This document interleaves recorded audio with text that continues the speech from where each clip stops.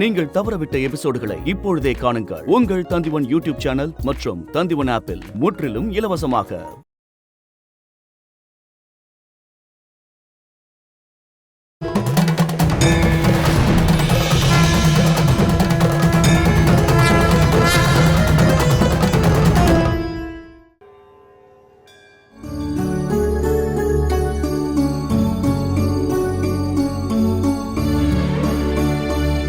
நீங்க கொடுத்த சக்கரை பொங்கலை அம்மாவுக்கு படைச்சாச்சு. இந்தாங்க பிரசாதம். சக்கரைப்பாணி போறதுக்கு முடிவு பண்ணிட்டார்ல? அவர் அவசரப்படுறாரு. வைர வியாபாரியோட விஷயத்த சொல்லி ஒரு தடவை விவாதம் பண்ணாரு. பாதி நம்பிக்கை இருக்கிறவங்க நம்பிக்கையே இல்லாதவங்களோட ஆபத்தானவங்க. அவரை இனிமே தடுக்க வேண்டாம்.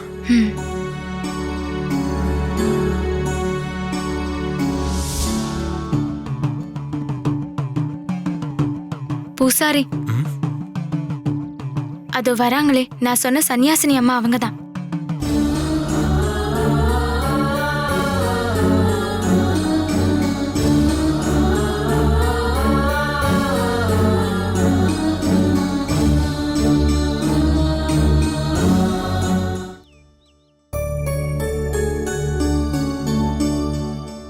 உங்களுக்கு என்னோட வணக்கங்கள். வணக்கம். இவரு கோயில் பூசாரி. இவரு பேரு விஷ்ணு தத்தன். உன் கவலைகள் எல்லாம் தீர்ந்து போச்சுல்ல? உங்களோட நல்ல வார்த்தைகளாலும் அந்த தேவியோட அருளாலையும் எல்லாம் நல்லபடியா முடிஞ்சது. பிரசாதமா கையில இருக்கு? ஆமா, தேவிக்கு படைச்ச சர்க்கரை பொங்கல். ஆஹா, நல்லா இருக்குமே. கொஞ்சம் கொடுக்கறீங்களா? அதுக்கு என்ன, எடுத்துக்கோங்கம்மா.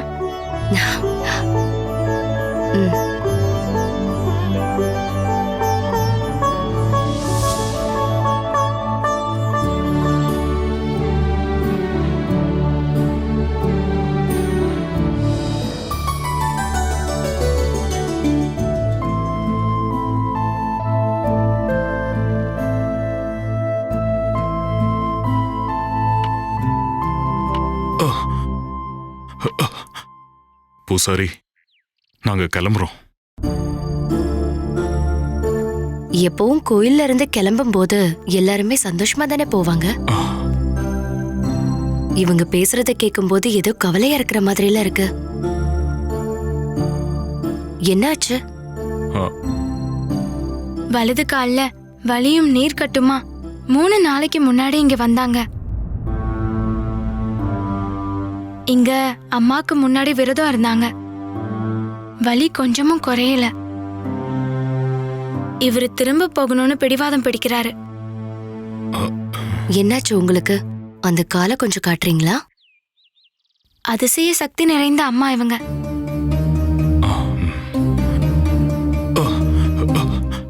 ஓ, இதுதான் விஷயமா? இது ரொம்ப சாதாரண விஷயம் தானே. ரொம்ப நாளாவே இந்த வலியை தாங்கிட்டு இருக்காரு, கஷ்டப்படுறாரு. இது சாதாரணமானது. கோயிலுக்குள்ள இருக்கிற எரியிற விளக்குல இருந்து கொஞ்சம் எண்ணெய் எடுத்து தடவினா அதுவே போதுமானது. அந்த நொடியே இந்த வலியெல்லாம் இல்லாம போயிடும். பூசாரி, அப்படின்னா சீக்கிரமா அந்த எண்ணெயை எடுத்து கொடுங்க. ஒரு கடைசி முயற்சியா அதையும் முயற்சி பண்ணி பார்த்துருவோமே. என்ன தடவினா போதும். ஆனா அத பூசாரி எடுத்து தடவினாலும் நீங்க எடுத்து தடவினாலும் எந்த பிரயோஜனமும் இல்ல. அப்புறம் அந்த எண்ணெய தடவ வேண்டியது உங்க அம்மா தான்.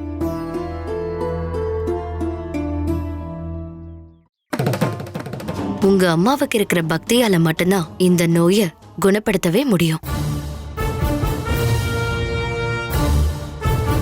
சீக்கிரமாவே உங்க அம்மாவை இங்க வர சொல்லுங்க. அது நடக்காது. ஏன் நடக்காது? இப்ப உங்க அம்மா உயிரோட தானே இருக்காங்க. உயிரோட இருக்காங்க, ஆனா எங்க இருக்காங்கன்னு தெரியாது. அது சரி, உங்க கூடவே இருக்க வேண்டிய உங்களோட அம்மா இப்ப எங்க இருக்காங்கன்னு உங்களுக்கு தெரியலன்னா அதுக்கு ஒரு காரணம் இருக்கணும்ல. அந்த காரணம் என்னன்னு தெளிவா சொல்ல முடியுமா? சொல்றேன். தாயே, எல்லாம் நீதாமா. அம்மா தாயே போற்றி, பராசக்தியை போற்றி. அம்மா தாயே போற்றி, பராசக்தியை போற்றி. அம்மா தாயே, அம்மா தாயே.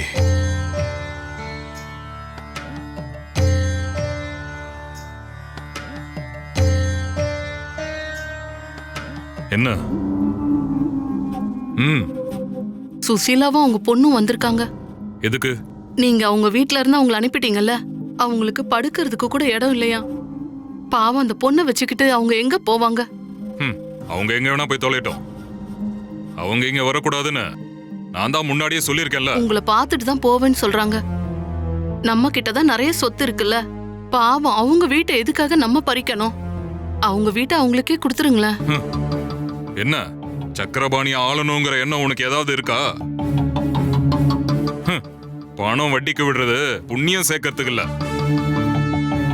சொன்ன தேதிக்கு பணத்தை திருப்பி தரலனா வீட்டை நான் எடுத்துக்குவேன். அத கேள்வி கேட்கறதுக்கு நாட்டு ஆள்ற ராஜாவுக்கு கூட எந்த உரிமையும் கிடையாது. அது இல்லங்க, அந்த அம்மாவும் பொண்ணும் அழறத பார்த்தா தாங்க முடியலங்க. அடுப்படியில என்ன வேலை இருக்கோ அதை மட்டும் பாரு. அதுதான் உனக்கு எப்பவும் நல்லது. வந்தவங்கள நான் அனுப்பி வச்சிடுறேன். ம்.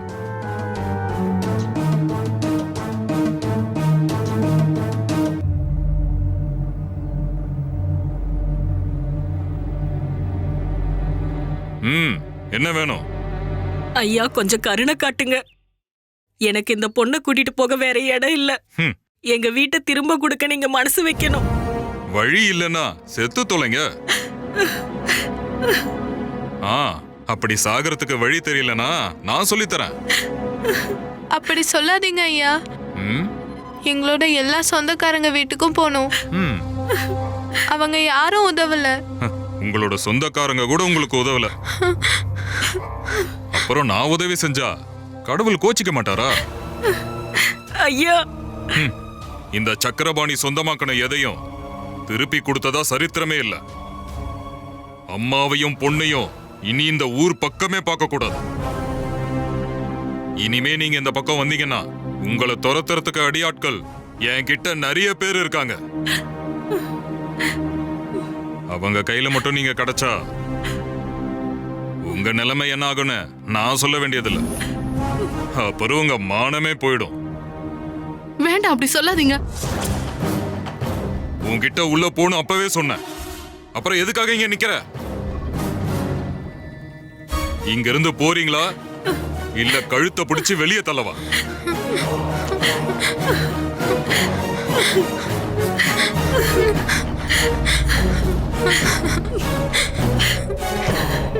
சாபம் தான் வரப்போகுது உங்களுக்கு. எனக்கு சாபம் வரும்னா அப்புறம் இந்த ஊர்ல இருக்கிற எல்லா பணக்காரங்களுக்கும் சாபம் வரும். பணம் இருக்கிறவங்க கிட்ட தான் தெய்வமும் கூட இருக்கும். கடவுளுக்கு தெரியும் அவரு யார் கூட நிக்கணும்னு. இப்ப புரிஞ்சுதா?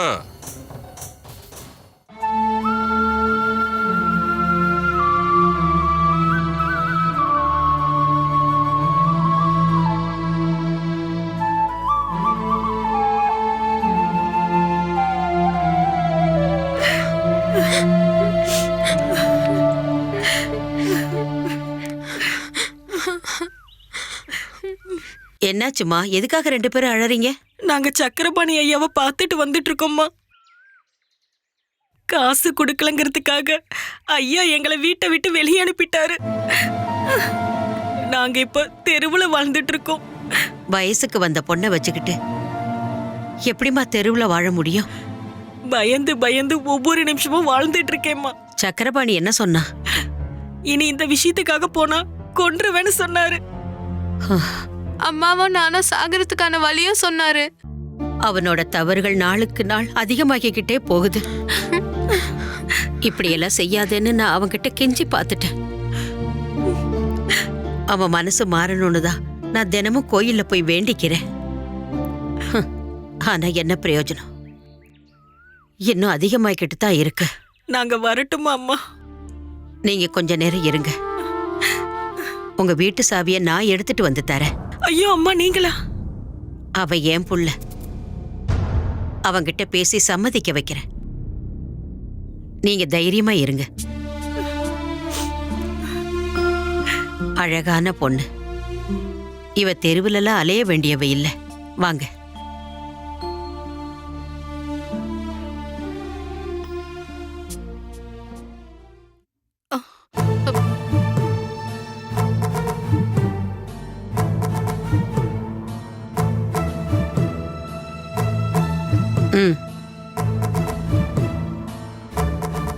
அவன் எங்கம்மா இருக்கான்? பூஜா அறையில இருக்காரு. ஆமா, நீங்க எதுக்குமா இவங்கள கூட்டிட்டு வந்தீங்க? இவங்க வீட்டை இவங்களுக்கு திருப்பி கொடுக்கணும். இல்லைன்னா தெய்வ குத்தமாயிடும். நான் சொன்னேன், வேண்டி கேட்டுக்கிட்டேன். என்கிட்ட ரொம்ப கோவப்பட்டாரு.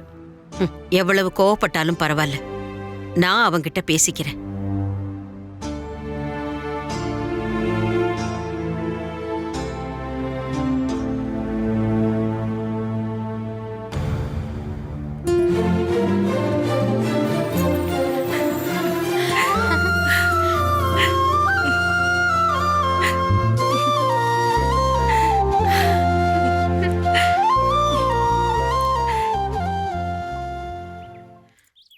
இதுதானே உங்க வீட்டு சாவி?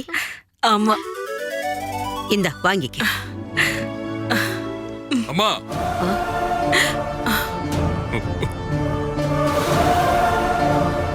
இவங்களை எதுக்காக இங்க திரும்ப கூட்டிட்டு வந்தீங்க? நான் விரட்டி விட்டவங்கள திரும்பி கூப்பிட உங்களுக்கு என்ன அதிகாரம் இருக்கு? அதிகாரத்தை பத்தி அப்புறம் நாம பேசிக்கலாம். இப்ப இவங்க போகட்டும். இப்ப இத அவங்க கிட்ட கொடுத்தா கடவுள் அதுக்கான பலனை கொடுப்பாரு. நான் சொல்றத கொஞ்சம் எனக்கு எதுவும் கேட்க வேணாம். இந்த சாவி எங்க இருந்து எடுத்தீங்களோ அங்கேயே திரும்ப கொண்டு போய் வைங்க. என்னோட பொறுமையை சோதிக்காதீங்க. தெருவுல நின்ன இவங்களை நான் கூட்டிட்டு வந்தது இந்த சாவியை வாங்கி தரேன்னு சொல்லிதான். இதை இவங்களுக்கு கண்டிப்பா நான் கொடுப்பேன். இந்த சாவியை கொடுத்துட்டு மரியாதையா நீங்க வீட்டுக்குள்ள போயிடுங்க. இல்லன்னா உங்களை பெத்த அம்மானு கூட நான் பார்க்க மாட்டேன். அம்மா, திரும்ப கொடுத்துருங்கம்மா. நீ கொஞ்சம் பேசாம இரு தமேந்தி. இவன் பண்ற கொடுமையினால எத்தனை பேரோட கண்ணீர் இந்த வீட்டு மேல விழுது. எத்தனை பேர் சபிச்சுட்டு திரும்பி போறாங்க. இந்த சாவியை நான் அவங்களுக்கு கொடுக்க தான் போறேன். ஏய், கொடுங்க. சாவியை கொடுங்க. கேளுங்க. விடுடா. விடு. அம்மாக்கு ஏதாவது ஆயிட போகுது. சொன்ன கேளு. விடு. கொடுங்கன்னு சொல்றேன்ல. அவளுக்கு கேளுங்க.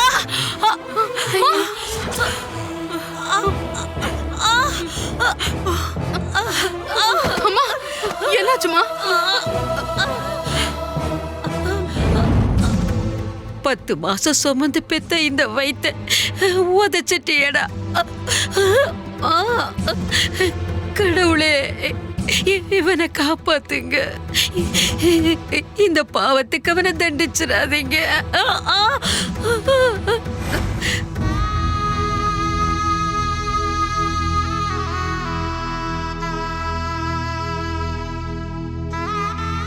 இந்த உலகத்துல எல்லா தெய்வங்களும் எங்க இருக்காங்கன்னு கேட்டா அதுக்கு ஒரே பதில் தான் இருக்கு.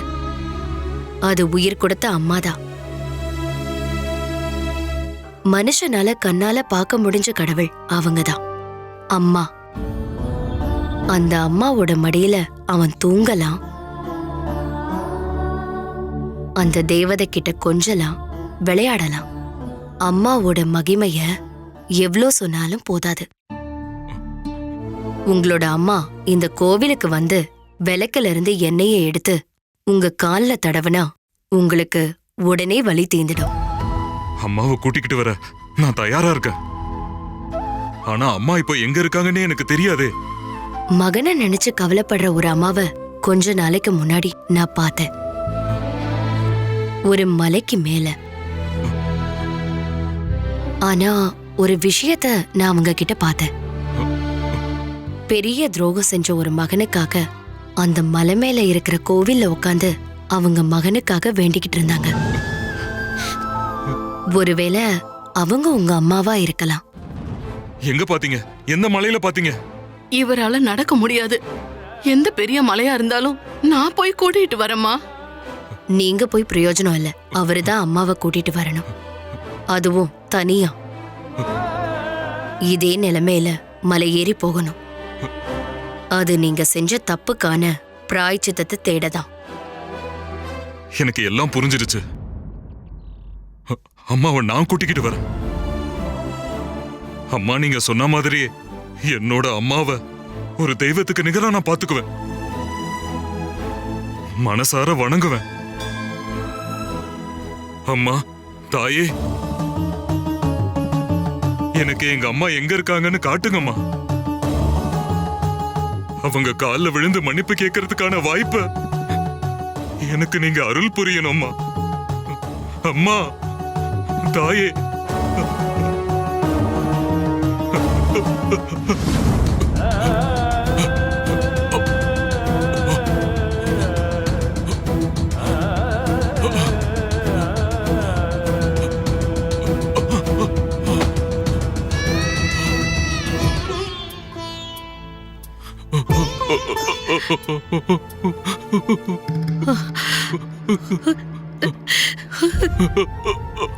அம்மா,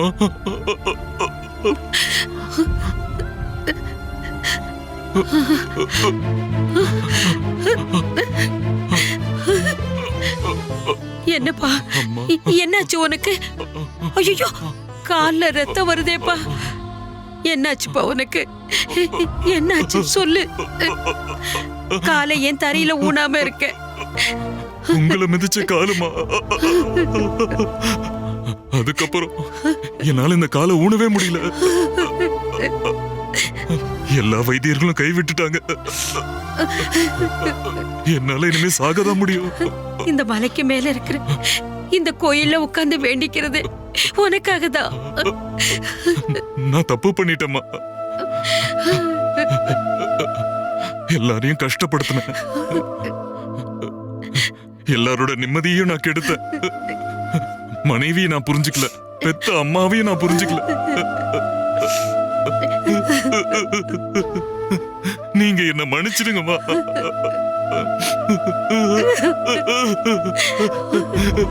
ஐயோ, என்னப்பா இது? இங்க பாரு, பெத்த புள்ளைய சபிக்க அம்மாவால முடியாதுடா. நான் அப்படி செய்யவும் இல்லை. அம்மா, உன்னோட வலியை என்னால உணர முடியுது. நான் உனக்காக என்ன செய்யணும்? என்னோட உயிரை கொடுத்தாவது நான் உன்னை காப்பாத்துறேன். இந்த வார்த்தைகள் போதுமா? இது கூட நான் எதிர்பார்க்கவே இல்லை. அம்மாவும் தெய்வம் தாங்கிறத நான் உணர்ந்துட்டேன். ஆனா விதி எனக்கு அதை சொல்லி கொடுத்துருச்சு. இனிமே நான் எப்பவும் தப்பு செய்ய மாட்டேன்.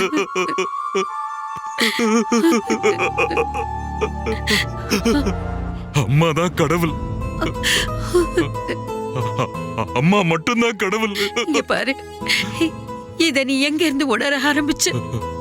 தேசமங்கலம் கோவில்ல ஒரு சன்னியாசினி அம்மா இருக்காங்க. அந்த அம்மா தான் எனக்கு ஒரு வழி காமிச்சாங்க. அந்த அம்மா தான் என்னை இங்க அனுப்பி வச்சாங்க. அப்படின்னா நாம அந்த கோயிலுக்கு போலாம். வேண்டாமா, செஞ்ச தப்பு எவ்வளவு பெருசுன்னு எனக்கு இப்போ நல்லா புரியுதுமா. இத நான் காலம் முழுக்க அனுபவிக்க வேண்டியதுதான். எந்த பரிகாரமும் வேண்டாம். மத்தவங்களும் என்னை பார்த்து கத்துக்கட்டுமா? அம்மாவை அடிக்கிறதுக்காக கையை தூக்குறவங்களுக்கு என்னைக்கும் நான் ஒரு உதாரணமா இருக்கணும். வேண்டாம், நீ இப்படி கஷ்டப்படுறதை என்னால பார்க்க முடியாது. நம்ம கோயிலுக்கு போய் அந்த சன்னியாசினிய பார்க்கலாம்.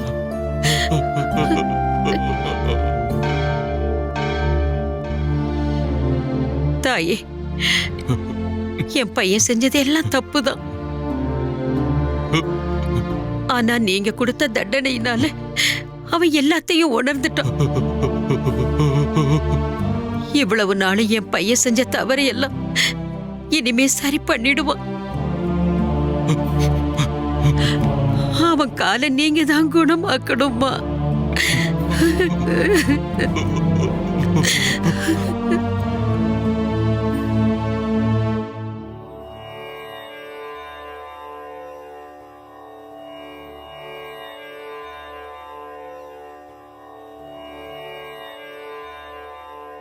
இத உங்க பையனோட புண்ல போட்டு விடுங்கம்மா. ம். எல்லாம் சரியாயிரும். ம்? அம்மா, தாயே, அம்மா, தாயே, அம்மா, தாயே, தாயே, அம்மா, தாயே, அம்மா, அம்மா, தாயே, அம்மா, தாயே, அம்மா, தாயே, அம்மா, தாயே, அம்மா, தாயே, அம்மா, தாயே, அம்மா, தாயே, அம்மா, தாயே தாயே அம்மா அம்மா தாயே அம்மா நீங்கதான் தாயே காப்பாத்தணும். காப்பாத்துங்க தாயே அம்மா தாயே அம்மா தாயே அம்மா தாயே. இனி அம்மாவை கும்பிட்டுட்டு கட்ட அவுத்துருங்க. அம்மா அம்மா. தாயே தாயே. அம்மா தாயே அம்மா தாயே.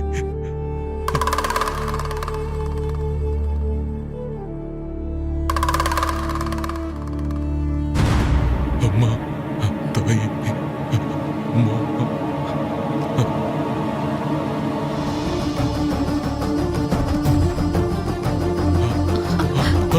பாருங்க உங்களோட காலு பழைய மாதிரி ஆயிடுச்சுங்க.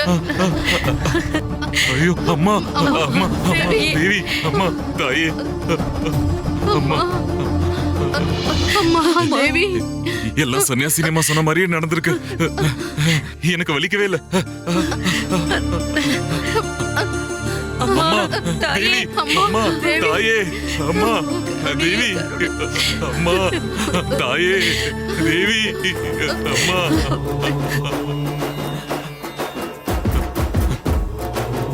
என்னோட எல்லா தப்பையும் நீங்க மன்னிச்சிட்டீங்களே அம்மா.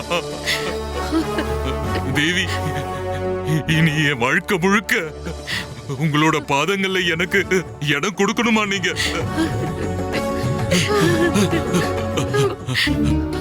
அம்மாவை மதிக்காதவர்கள் கடவுளையும் மதிக்காம இருக்காங்க.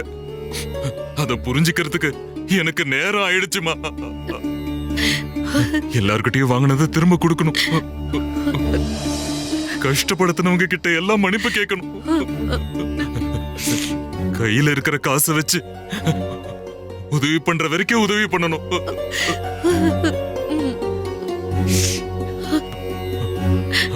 அப்புறம் இந்த வாழ்க்கை பூரா உங்க பாதங்களுக்கு நான் பூஜை செய்யணும். இனிமே என்னோட வாழ்க்கை முழுவதும் அதுக்காக தான். பஞ்சமி இளவரசி, எல்லாருக்கும் வழி காமிக்கிற அந்த சன்னியாசினி அம்மா எங்க? நான் உங்ககிட்ட நன்றி சொல்லணும். நம்ம தப்பு என்னன்னு புரிய வைக்கிறது மட்டும்தான் சன்னியாசினி அம்மா செய்வாங்க. அந்த தப்பை திருத்திக்கிறதும் அதுக்கு பலன் அனுபவிக்கிறதும் நம்ம கையில தான் இருக்கு, இல்லையா பூசாரி? ஆமா, எல்லாம் அம்மாவோட மாய லீலைகள். அம்மா தாயே தேவி. தேவி அம்மா அம்மா தேவி, அம்மா தாயே பராசக்தி, தாயே அம்மா அம்மா தேவி. அம்மா.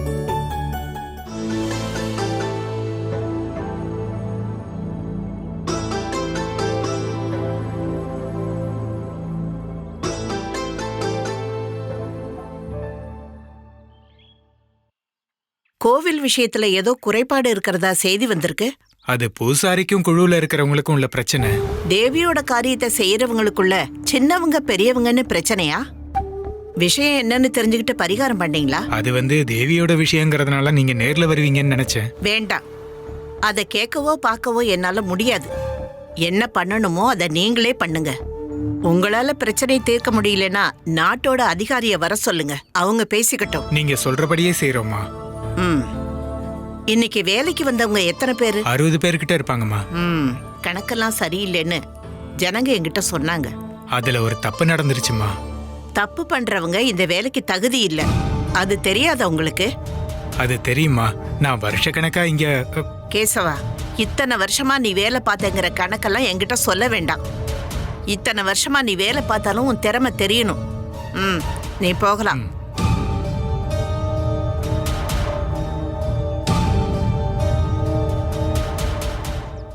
கேசவா, பாக்கு தோட்டத்தோட கணக்கெல்லாம் சரியா இருக்குல்ல? தோட்டத்துல இருந்து கிடைச்ச மிளகையும் ஏலக்காயும் இன்னும் சந்தைக்கு அனுப்பலையா? அனுப்பிட்டேன். ஆமா, கொஞ்சம் பேரு தங்குறதுக்கு இடம் கேட்டு வந்தாங்கன்னு கேள்விப்பட்டேன். என்கிட்ட இன்னும் அதை பத்தி சொல்லவே இல்ல. மன்னிச்சிடுங்க. உண்மையை சொல்லணும்னா மகாராணிய நேர்ல சொல்ற மாதிரி இருக்கு. ஓ அப்படியா? எங்க இளவரசி இன்னும் குளிக்கலையோ? அது உள்ள கொஞ்சம் வேலை செஞ்சிட்டு இருந்தேன், அத முடிச்சிட்டு. எழுந்த உடனே முதல்ல குளிச்சாகணும். ஒரு தடவை இல்ல, உங்ககிட்ட 1000 தடவை சொல்லியிருக்கேன். என்ன நீ புகழ்றதெல்லாம் நீ குளிச்சதுக்கு அப்புறம் வந்து சொன்னா போதும். பாட்டி சரியா? வலிக்குது, விடுங்க.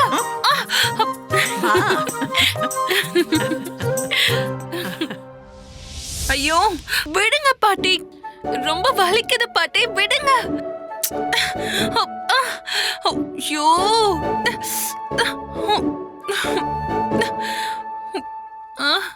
பாட்டிக்கு வேற வேலையே இல்ல. என்னாச்சுமா, ஏன் அழுகுற? நீங்க என் காதை கிள்னதாலதான்.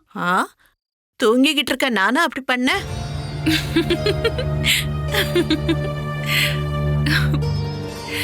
வாங்க.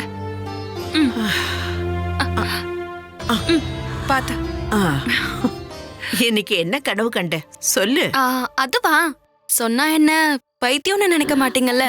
நீ கொஞ்சம் பைத்தியக்காரின்னு எனக்கு தெரியும். பாட்டி ஒண்ணும் முட்டாள் இல்ல. இன்னைக்கு நீ எதை பத்தி கனவு கண்ட? கைலாசத்துல. ஓ, அவ்வளவு தூரத்துக்கு போயிட்டியா? பரமசிவனும் பார்வதியும் சேர்ந்து உங்க விஷயத்த பேசிட்டு இருக்காங்க. கனவு காண்றதுக்கும் ஒரு அளவெல்லாம் இருக்கு. இருந்தாலும் உனக்கு பேராசைதான். நிஜமாதான். நான் பாட்டிக்காக தேவி தேவின்னு வேண்டிக்கிறேன்ல, அத பத்தி தான் சொன்னாங்க. சீக்கிரமே உங்களுக்கு குணமாயிடும்னு தேவி நம்பிக்கைய சொன்னாங்க. எனக்காக மனசார வேண்டிக்கிறல்ல, அது போதும். வேண்டிக்கிறது மட்டும் இல்ல, பலனும் கிடைக்கும், எனக்கு தெரியும். பாட்டி முன்னாடி மாதிரி எந்திரிச்சு நடப்பீங்க, எல்லாருக்கும் கட்டளை போடுவீங்க, நம்ம கோயிலுக்கும் போவோம், தேவிய கும்பிடுவோம். எனக்கு அதுல எந்த சந்தேகமும் இல்ல. இத பாரு, பொழுது இன்னும் விடியல, படுத்து தூங்கு. மீதி நேரத்துல கனவு வந்தாலும் வரும். இனிமே தூக்கம் வராது, நான் உங்க பக்கத்திலே உட்காந்துக்கிறேன். உன்னை தூங்க சொன்னேன். வேண்டாம், தூக்கம் வந்தா நான் உங்க பக்கத்திலே உட்காந்து நல்லா தூங்கிடுவேன், அது போதும்.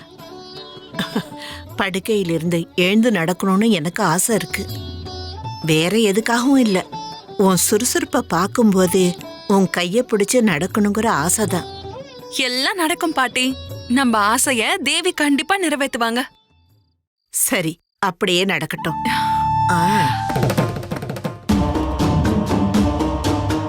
அம்மா, தேவி தேவி காப்பாத்துமா. வீணா,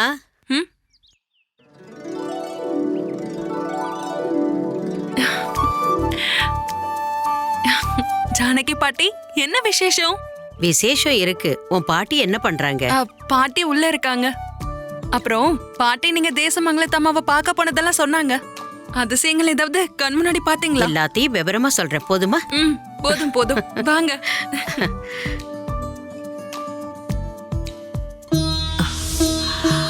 அம்மா தாயே, நீதான் எங்களுக்கு எல்லாம், காப்பாத்துமா. ஊர்மிளா பாட்டி.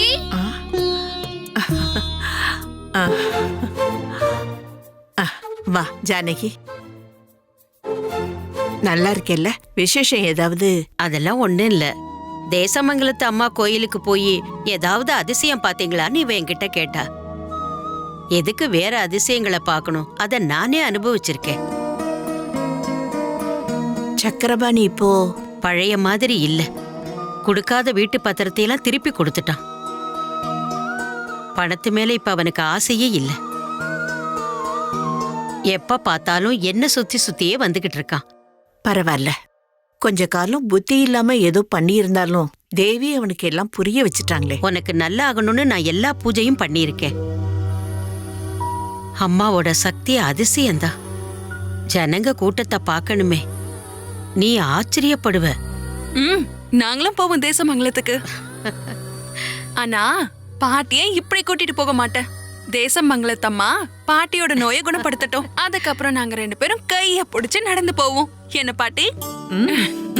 உன்னை பத்தி சொன்னப்போ இத பூசாரி பூஜை பண்ணி கொடுத்தாரு. அம்மா தாயே, தேசமங்கலத்து அம்மாவோட அருள் நிறைஞ்ச சிலை. உங்க பூஜை அறையில இத வைங்க. நீ வாங்கிக்கம்மா, உனக்கு பிடிச்ச கடவுளாச்சே.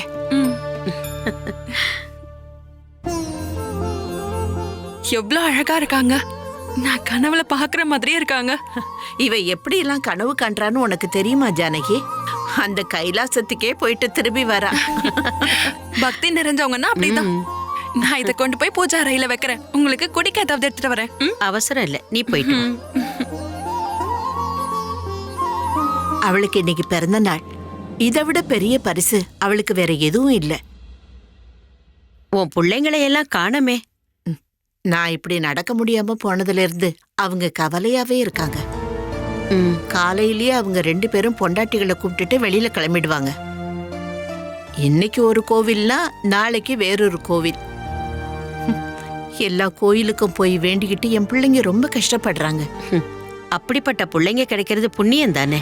ஆமா, நீ சொல்ற மாதிரி இங்க இருக்க எல்லாருமே அவங்கள பத்தி ரொம்ப பெருமையா பேசுவாங்க. வீணாவை பத்தியே யோசிச்சு பாரு. வேற ஏதாவது ஒரு குடும்பமா இருந்தா அவளை ஏத்துக்கிட்டு கூடவே வச்சிருப்பாங்களா? அதுக்கும் சம்மதிச்சாங்க என் பிள்ளைங்க. நிஜம்தான். மூத்த அண்ணனுக்கும் வேலைக்காரிக்கும் ஒரு குழந்தை பிறந்தது. அண்ணன் இறந்ததும் அந்த குழந்தைய தான் குழந்தையா ஏத்துக்கிட்டு வளர்க்கறது அதெல்லாம் சாதாரண விஷயம் இல்ல. நான் ஒரு முடிவு எடுத்தப்போ அவங்க அதுக்கு எதிர்ப்பு தெரிவிச்சிருந்தா வீணா இன்னைக்கு எங்கேயாவது ஒரு அனாதை பொண்ணாதான் வளர்ந்திருப்பா. இந்த நன்மைக்கெல்லாம் பலன் கிடைக்கும் ஊர்மிளா. நீ வேணா பாரு, தேசமங்கலத்து அம்மா உன் ஆரோக்கியத்தை சீக்கிரம் சரி பண்ணிடுவாங்க. பிள்ளைங்க வந்ததுக்கு அப்புறம் பார்த்துட்டு தானே போவ. அவசரம் இல்ல, மனசு நிறைய சந்தோஷம் நிறைஞ்சிருக்கு. உங்க வீட்டுக்குள்ள வரும்போது அது இன்னும் அதிகமாகுது.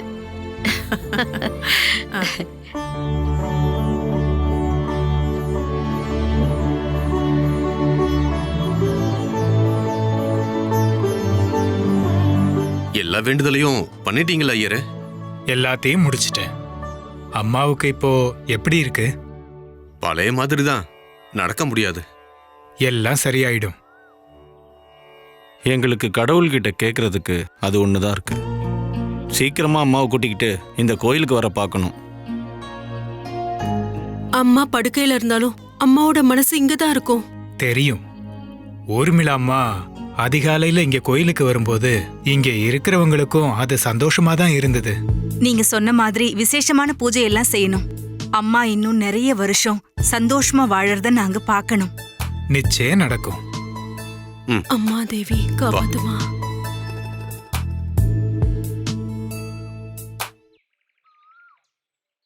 பாத்தியா, மகளா மருமகளான்னு எந்த வித்தியாசமும் இல்ல.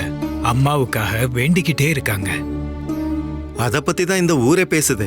அதிர்ஷ்டம் வேணும் அதுக்கெல்லாம். எப்படி இருந்தாலும் என்னால ஒண்ணு மட்டும் சொல்ல முடியும். அந்த அம்மா ரொம்ப நாள் படுக்கையில இருக்க மாட்டாங்க. இவங்களோட வேண்டுதல தேவி நிச்சயம் கேட்பாங்க. அம்மா தாயே தேவி.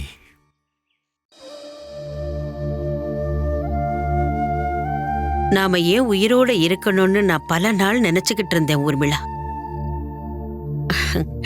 இப்ப அதை மாத்தி யோசிக்கிறேன். என் மகன் மருமகளோட சேர்ந்து அவங்க காட்டுற அன்பை அனுபவிக்க ஆசைப்படுறேன். நம்ம மாதிரி இருக்கிற அம்மாக்களோட சொத்து பிள்ளைங்க தானே. அவங்க நல்லவங்களா இருந்தா நம்ம சொர்க்கத்துல இருக்கிற மாதிரி தானே.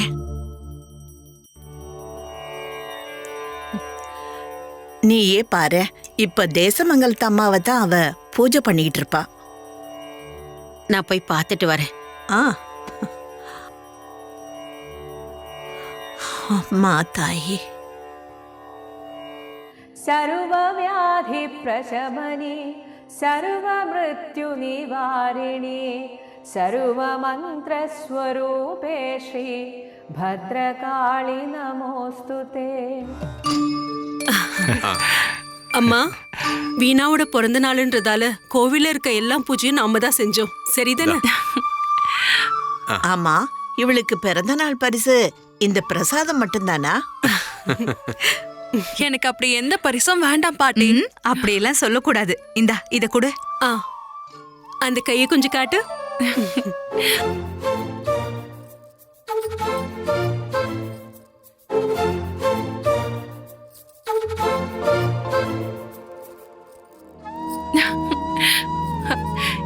இதெல்லாம் எப்ப வாங்கி வச்சீங்க? உனக்கு தேவையானதெல்லாம் எங்களால மறக்க முடியுமாமா? இந்தா இதுவும் எங்க பொண்ணுக்கு தான். இங்க பாருங்க பாட்டி. நல்லா சந்தோஷமா இருக்குப்பா. நான் இப்ப கண்ணை மூடினா கூட இனிமே இவளை பத்தின எந்த கவலையும் எனக்கு இல்ல. அது சரி, நீங்க எங்க போறீங்க? உங்களை நாங்க விட்டாதானே இல்லடா? ஆமா.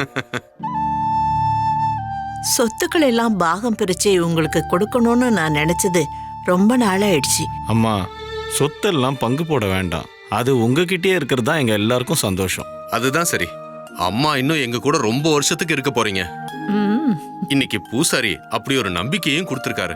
அம்மா, ஒரு விஷயம், நீங்க முன்னாடி கோவிலுக்கு போய் செஞ்ச விஷயங்களை பத்தி எல்லாம் இன்னைக்கு பூசாரி சொன்னாரு. திரும்பவும் நீங்க வருவீங்கன்னு சொன்னாரு. அதுல எனக்கு எந்த சந்தேகமும் இல்ல. இனிமே தேசமங்கலத்தம்மா கிட்ட நம்ம எல்லாரும் வேண்டிக்கிட்டா போதும். பாட்டிய அந்த அம்மா கண்டிப்பா நடக்க வைப்பா. அம்மா, தேசமங்கலத்து அம்மா, தாயே, நீதான் எல்லாரையும் காப்பாத்தணும்.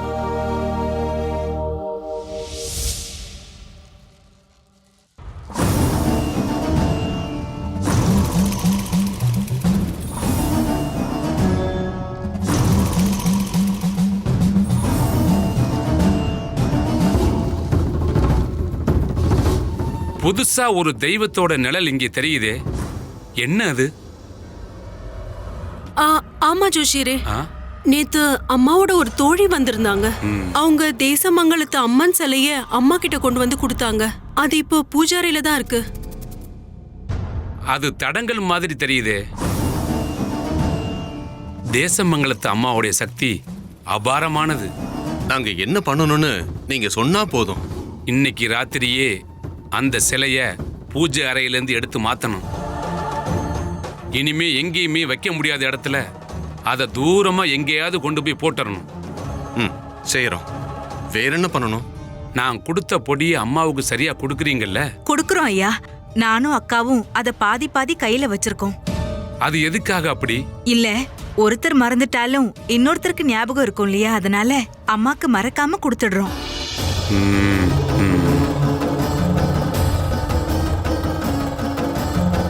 என்ன ஜோசியரே, ஏதாவது பிரச்சனை இருக்கா? நீங்க கேட்டது மாதிரி அம்மாவுக்கு கொடுக்கறதுக்காக அந்த பொடியை தரும்போது என்னோட கணக்குப்படி 1 மாசம்தான் இருக்கும். ஆனா இன்னைக்கு நடக்கிறத பார்த்தா மரணம் ரொம்ப தூரமா இருக்கு. நீங்க என்ன ஜோஷியரே சொல்றீங்க? 1 மாசத்துக்குள்ள அம்மா இறந்து போயிடுவாங்கன்னு நீங்க எங்களுக்கு வாக்கு கொடுத்தீங்க தானே? நம்ம ஒண்ணு பண்ணலாம். நான் கொடுத்த பொடியை இனிமே கொடுக்க வேண்டாம். இதை விட சக்தி வாய்ந்த ஒரு பொடியை நான் என் வேலைக்காரங்கிட்ட கொடுத்து விடுறேன். அதை சாப்பிட்டா மரணம் கண்டிப்பா வரும். அம்மாவோட மரணத்துக்கு அப்புறம் என்ன பரிகாரம் பண்ணணும்னு நீங்க யோசிச்சு வைங்க.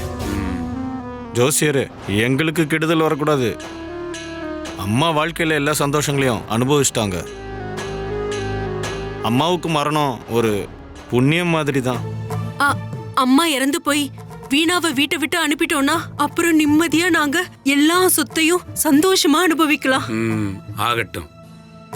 சொத்து பூரா உங்க கைக்கு வந்ததுக்கு அப்புறம் நான் சொன்ன விஷயத்துல எந்த குறையும் வராம இருந்தா போதும். அதை ஒரு நாளும் செய்ய மாட்டோம். சாகர வரைக்கும் நீங்க தான் எங்களை வழி நடத்துவீங்க. அப்படின்னா நீங்க போங்க, வேலைக்காரன் அங்க வருவான். என்னங்க, சக்தி வாய்ந்த மருந்துன்னு அவர் சொன்னாரே, அது அம்மாவை ரொம்ப கஷ்டப்படுத்திடுமோ? ஓ, என்ன ஒரு அம்மா பாசம். கொல்லணும்னு முடிவு பண்ணிட்டா வலிச்சா என்ன, வலிக்கலனா என்ன? நான் கேட்டேன், அவ்வளவுதான்.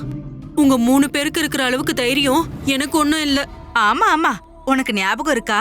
அம்மாவை கொல்ற விஷயத்தை பத்தி ஜோசியர்கிட்ட முதல்ல கேட்டது யாரு? அது நீதான். அது உங்களுக்காக தான்.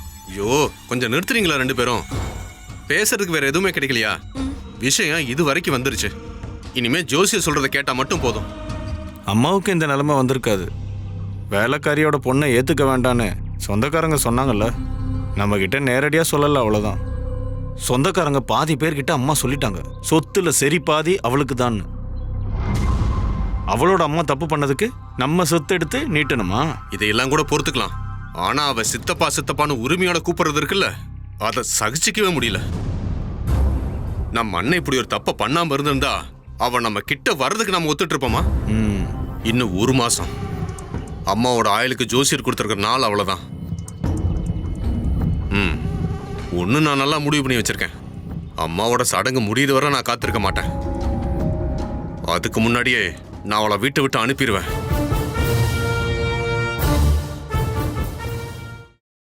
Catch us on TV, Thandivan app, thandivan.com and YouTube.